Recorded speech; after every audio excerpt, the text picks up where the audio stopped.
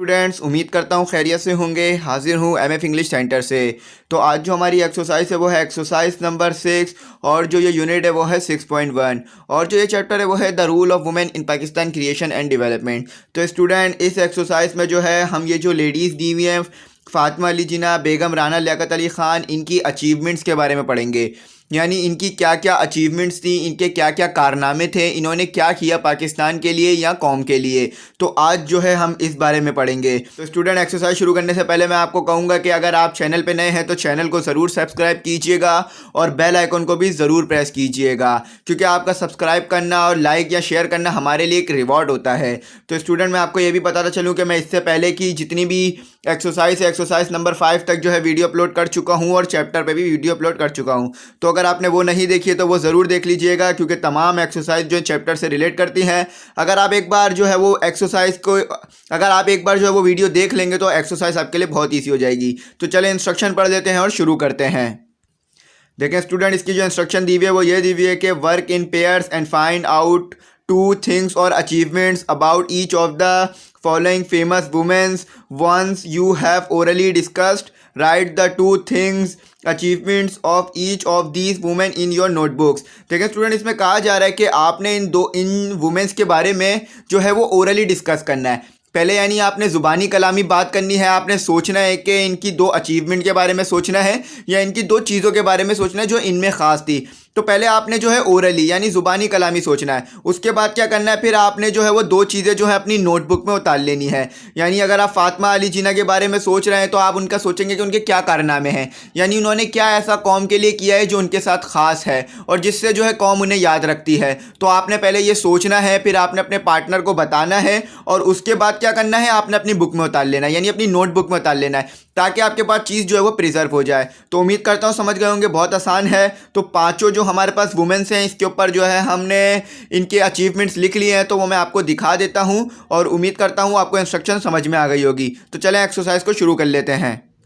देखें स्टूडेंट, फ़ातिमा अली जिन्ना के बारे में सबसे पहले मैं आपको ये बताता चलूँ कि फ़ातिमा अली जिन्ना जो है वो 1893 में पैदा हुई हैं और इनकी जो वफ़ात हुई है वो 1969 में हुई है। तो इनका जो सबसे बड़ी एक अचीवमेंट थी वो ये थी कि she left dentistry to live with her brother and support him. यानी इन्होंने जो है अपना पेशा छोड़ा था। यानी फ़ातिमा अली जिन्ना जो है, मोहतरमा फ़ातिमा अली जिन्ना जो है, ये पेशे से एक डेंटिस्ट थी, तो इन्होंने पाकिस्तान के कॉज के लिए अपना पेशा तक छोड़ दिया। अब स्टूडेंट, आप खुद सोचें कि आप जो है सालों की पढ़ाई करके, यानी आपका बचपन का ख्वाब हो कि आप एक डॉक्टर बने और आप एक डॉक्टर बन जाएं, लेकिन फिर क्या करें, आप किसी कॉज के लिए उसे छोड़ दें, बिल्कुल छोड़ दें और वो काम जो है करना ख़त्म कर दें। तो आप जो है एक बहुत अजीम औरत थी मोहतरमा फ़ातिमा अली जिन्ना।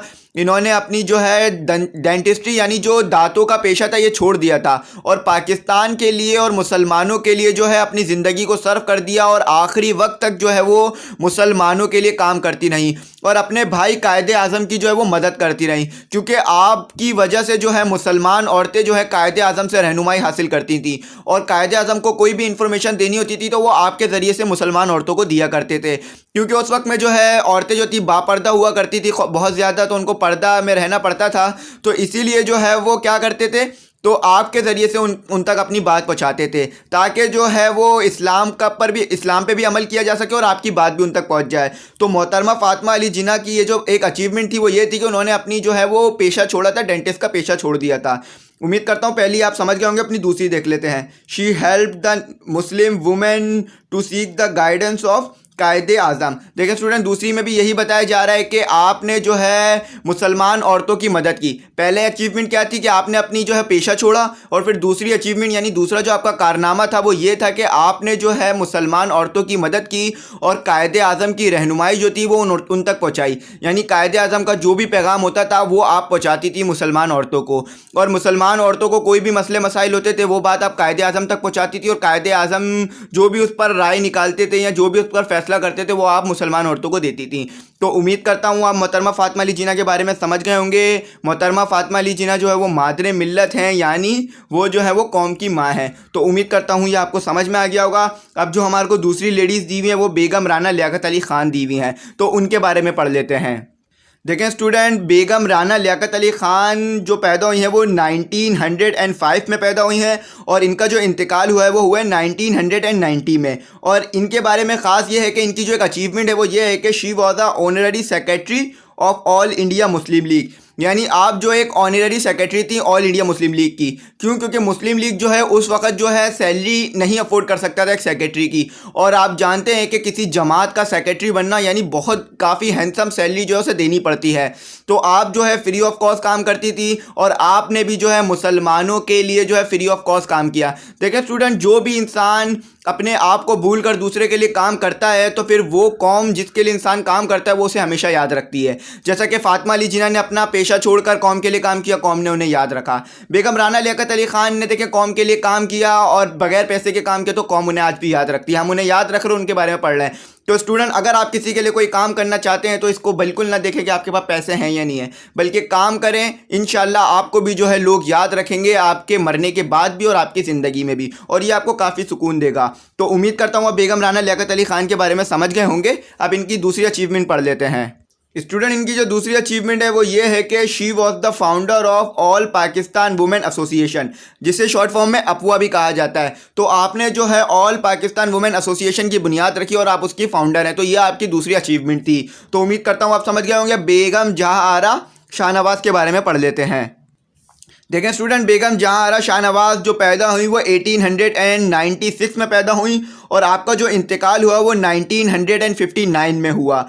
तो आपकी जो पहली अचीवमेंट थी वो ये थी कि she was the first women to make a speech in London Guildhall. यानी आप वो पहली औरत थी जिन्होंने लंदन में जो है वो खिताब किया। यानी आपसे पहले अभी तक किसी ने भी जो है लंदन में खिताब नहीं किया था। तो ये जो है आपका पहला कारनामा है, यानी ये पहली अचीवमेंट है आपकी। और आपकी जो दूसरी अचीवमेंट थी वो ये थी कि she represented the Muslim women at the 3 round table conferences held in London. यानी आपने जो है मुसलमान औरतों की जो है वो रहनुमाई की थी 3 राउंड टेबल में। यानी जब लंदन में ये कॉन्फ्रेंस हुई थी तो आपने इसमें जो है उनकी रहनुमाई की और उनकी सदारत की थी। तो उम्मीद करता हूँ आप इनकी जो है अचीवमेंट के बारे में समझ गए होंगे। और इन्होंने मुल्कों सफ़र करके पाकिस्तान का जो मुतालबा किया जा रहा था उसको भी डिफ़ाइन किया था। तो उम्मीद करता हूँ आप बेगम जहां आरा शाहनवाज के बारे में समझ गए होंगे। अब अपनी अगली देख लेते हैं कि अगली हमें कौन सी लेडीज़ दी हुई हैं। तो स्टूडेंट, आगे जो हमें दिया हुआ है वो दिया हुआ है प्रोफेसर अनीता ग़ुलाम अली। यानी प्रोफेसर अनीता ग़ुलाम अली जो हैं, इनका जो ये जो पैदा हुई है वो 1939 में पैदा हुई हैं और इनका जो इंतकाल हुआ है वो 2014 में जो है इनका इंतकाल हुआ है।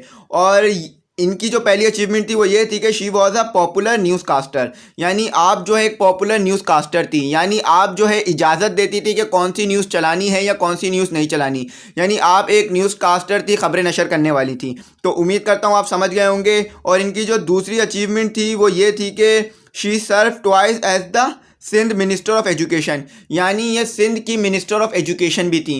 देखें, अगर कोई आदमी या कोई खातून जो है वो मिनिस्टर बनता है तो ये उसके लिए एक अचीवमेंट है, यानी उसका एक कारनामा है कि वो इतने बड़े ओहदे तक पहुंच रहा है। और ऊपर से जब वो मिनिस्टर बन जाता है तो कौम की फलाह बहबूद के लिए काम करेगा, मुल्क की फलाह बहबूद के लिए काम करेगा। तो ये भी उनकी एक अचीवमेंट थी कि ये मिनिस्टर थी सिंध की और इन्होंने जो है रूरल एरिया में, यानी सिंध का जो रूरल एरिया इसमें काफ़ी काम किया और बच्चों को जो है वो स्कूलों में दाखिले दिलाए। तो उम्मीद करता हूँ आप समझ गए होंगे इनकी अचीवमेंट। अब अपनी लास्ट वुमेन देख लेते हैं जो कि हमारे पास बिल्किस बानो ईदी हैं। स्टूडेंट, हमारी जो लास्ट वुमेन है और जिनकी हमें अचीवमेंट बतानी है दो, वो है बिल्किस बानो ईदी। और ये जो पैदा हुए हैं वो 1947 में पैदा हुई हैं और आप जो है वो ज़िंदा हैं, यानी अभी अलाइव हैं, आप ज़िंदा हैं।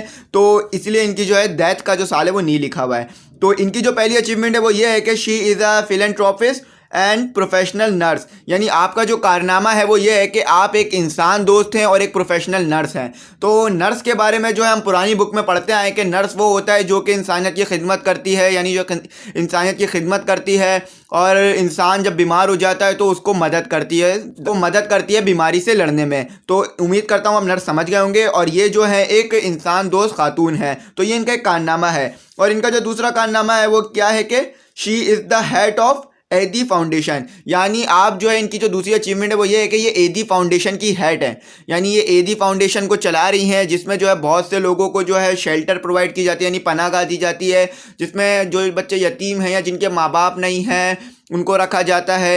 और इनकी फाउंडेशन जो है वो एम्बुलेंस सर्विस भी प्रोवाइड करती है। तो उम्मीद करता हूँ आप बिल्किस बानो ईदी के बारे में जान गए होंगे और बिल्किस बानो ईदी जो है वो अभी ज़िंदा है। हमने जितना भी पीछे पढ़ा जिनके बारे में भी वो सब जो है इंतकाल कर चुके थे, लेकिन बिल्किस बानो ईदी जो है वो अभी ज़िंदा है। तो स्टूडेंट मैं आपको साथ ही साथ ये बात बता चलूँ कि मैं इतना खोल कर आपको इसलिए समझाता हूँ कि आप जो है एक बार लेक्चर लेने के बाद हमेशा इस बात को याद रख सकें। क्यों? क्योंकि मैं बात को जो है पूरा एक्सप्लेन करता हूँ, आधा नहीं छोड़ता हूँ। अगर मैं चाहूँ तो मैं आपको सिर्फ ये बता सकता हूँ कि she is the head of एदी फाउंडेशन, वो जो है एदी फाउंडेशन की हेड है। तो अब आपके दिमाग में ये सवाल आएगा कि वो एदी फाउंडेशन की हेड कैसे बनी और ये क्या था कि क्या है, तो 10 सवाल आपके सवाल में उठ जाते हैं। तो इसलिए जो है मैं बहुत सारे सवालों को जो है वो सॉल्व करता हूँ और एक्सप्लेनेशन आपको अच्छी देता हूँ, ताकि आपको ये बात हमेशा समझ में आ जाए, हमेशा के लिए समझ में आ जाए और आप इस बात को याद रख सकें। तो यही वजह होती है मेरे एक्सप्लेन करने की। तो स्टूडेंट उम्मीद करता हूँ आप जो है ये तमाम लेडीज़ के बारे में समझ गए होंगे, इनकी अचीवमेंट के बारे में समझ गए होंगे। अगर फिर भी कोई गलती, क्यूरी या डिफिकल्टी रह गई हो तो कमेंट सेक्शन में ज़रूर मैसेज कर दीजिएगा।